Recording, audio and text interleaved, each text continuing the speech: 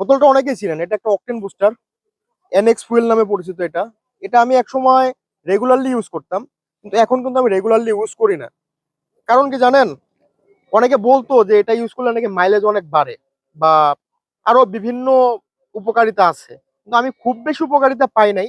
তবে একটা দিক থেকে আমি খুবই উপকৃত হই এই জিনিসটা ইউজ করে, সেটা হলো আমি যদি কোথাও যাই, যাওয়ার পরে দেখি, আমি যদি অকটেন নেই কোথাও থেকে, নেওয়ার পরে যখন দেখি যে আমি থ্রোটল দিলে বাইকটা ক্যাট ক্যাট ক্যাট ক্যাট একটা সাউন্ড হয়, তো এই সাউন্ডটা দূর করার জন্য এই অকটেন বুস্টারটা খুবই ভালো কাজ করে।